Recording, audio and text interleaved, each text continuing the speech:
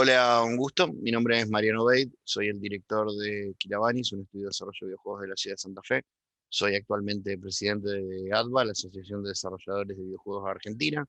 y también soy docente de producción de videojuegos en la licenciatura en producción de videojuegos y experiencias interactivas de la Universidad de Rafael. Bueno,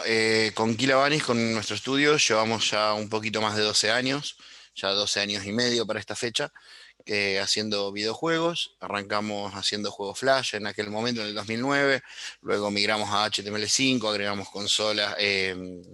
agregamos celulares, agregamos PC y hoy estamos migrando de a poco también a desarrollo para consolas. Que hacer un juego para chicos chiquitos, por un lado hay que tener en cuenta, primero que nada, que hay que acotar tanto como se pueda el rango etario o el público objetivo al que le estamos apuntando. Es muy distinto el mundo de un chico de 3 años, de un chico de 4, de un chico de 5. Entonces el contenido tiene que estar adaptado para el sweet spot, ese público objetivo que nosotros decidimos. Por un lado, hay que tener en cuenta que cada vez que utilicemos fuentes, hay que utilizar la fuente eh, que sea lo más parecido a una imprenta mayúscula, evitar traer fuentes cursivas, evitar traer fuentes que utilicen mixto glifos de imprenta mayúscula e imprenta minúscula. Hay que utilizar números de pocas cifras, hay que evitar usar obviamente números periódicos, números con coma, y cuando utilizamos puntajes intentar que los números no excedan las 2 o 3 cifras con el total, ¿no es cierto? Ir agarrando de a 5, 10 puntos, 20 puntos, y que nuestro total llegue, no sé, a 200, a 300, nunca irnos a los miles, a los 10 miles, a los 100 miles, que muchas veces cuando hacemos juegos para gente grande apuntamos a eso. Para los chicos es más fácil números que ellos entiendan, que con los que se hayan familiarizado. También lo que hay que tener en cuenta es utilizar colores bien vibrantes, colores bien claros, apegarse a lo que son los esquemas de colores tradicionales, ¿no es cierto? ¿Cuál es el color positivo? ¿Cuál es el color negativo? Que cuando ponemos un continuar, siempre que el continuar esté más grande, que haya un call to action, que el botón de jugar sea un botón grande en el medio, verde, con una flecha de play, entendiendo que hoy por hoy además los chicos ya tienen incorporado el lenguaje de moverse en una pantalla táctil o en una computadora. Si alguno tiene un hijo, un sobrino, un ahijado, un primito, un hermanito, verá que le dan el teléfono con YouTube, los chicos ya saben hacer skip publicidad, saben moverse dentro del el menú de videos recomendados para ir eligiendo el que ellos quieren. Bueno, hay que aprovechar este conocimiento que hay hoy por hoy de este lenguaje y apegarse lo más posible en vez de intentar explicar uno nuevo, ¿no? En cuanto a lo que yo hablaba los otros días con José del lenguaje alienígena, algo que se suele hacer como ejercicio es plantear todas las interfaces con caracteres o con palabras basura que no nos representen a nosotros nada en común y ver si el proyecto se entiende, ¿no es cierto? Que la posición de los botones, la posición de las cosas, teniendo las cosas en hebreo, teniendo las cosas en árabe, teniendo las cosas en eh, cualquier idioma que no conozcamos y no entendamos las palabras, y igualmente nosotros entendemos qué botón es cuál, eso significa que nuestra interfaz está clara y que se puede entender fácilmente también por los chicos. Otra recomendación que les doy sobre el tema de hacer un juego para chicos, sobre todo si va a ser web. Por un lado, consideren que el juego se corra más bien eh, de manera lo que llamamos landscape en vez de portrait, con el teléfono rotado 90 grados. Eso les da más área de juego, pero al mismo tiempo tengan en cuenta que cada teléfono tiene una resolución distinta, cada tableta tiene una resolución distinta, cada monitor o cada contenedor donde nosotros tengamos en la página web el juego va a tener una resolución distinta. Una buena regla para trabajar esto es concentrar el contenido del área de juego en lo que llamamos una zona segura, que es tomar eh, un área con una proporción 4:3 y que esa área 4:3, ¿no es cierto? Ahí suceda la acción, pero que al mismo tiempo el fondo que tengamos, el contenido del nivel donde estemos, sea capaz de estirarse tanto como se pueda, si se puede a un 21.9, a casi el doble o más del doble de ancho que de alto, para poder adaptarse a todas y cada una de las resoluciones, o por lo menos las más famosas que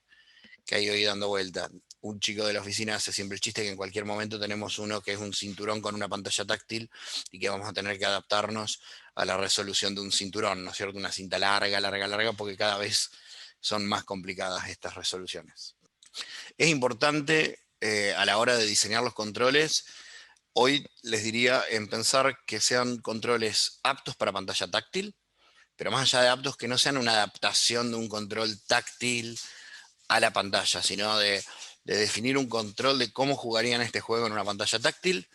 y que eso sea extrapolado a que se pueda jugar con el mouse o se pueda jugar con el teclado. Pero yo particularmente soy un detractor de intentar replicar un joystick en la pantalla, porque a diferencia del joystick no tenemos ese feedback háptico de cuando tocamos el botón que hace clicky clicky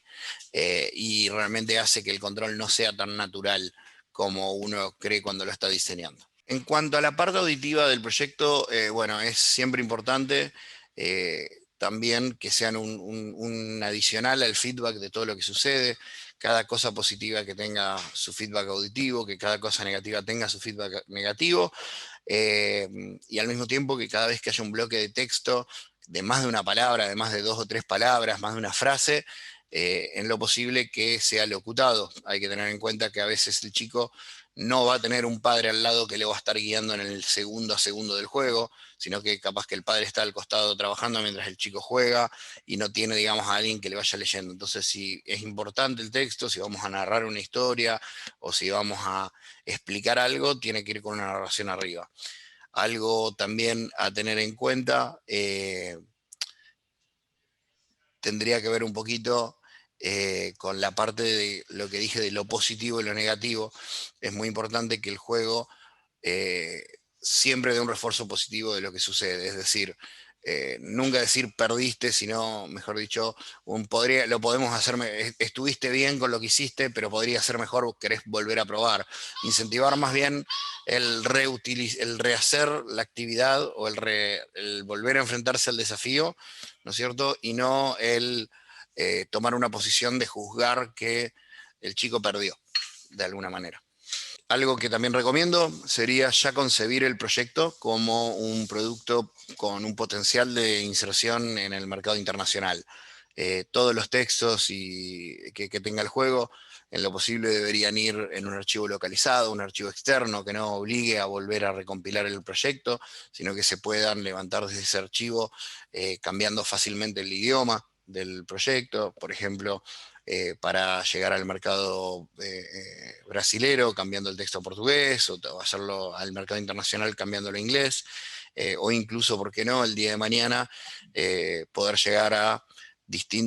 utilizar el juego como herramienta para visibilizar idiomas de pueblos originarios o de nuestros vecinos de Paraguay, que también son cosas interesantes. Pero fuera de todo esto, también es importante el planteamiento que utilicemos de figuras o de situaciones muy nuestras que podamos encontrar. Es interesante que si, por ejemplo, utilizamos algún evento histórico argentino como parte de la trama de nuestro juego, o de la excusa de nuestro juego, explicarlo realmente a esos personajes, a esos eventos como que se le está contando a alguien que no tiene idea quién es Belgrano o quién fue San Martín o qué pasó en la batalla de San Lorenzo. Eh, y al mismo tiempo intentar disociar la pasión o el amor que le podemos tener como argentinos a estos eventos y enfocarnos en que estos eventos, narrarlos como interesantes porque lo fueron, y no porque somos argentinos. Que sea interesante para cualquier otra cultura, no solo la nuestra, y es una manera también de llevar lo nuestro para otros lados.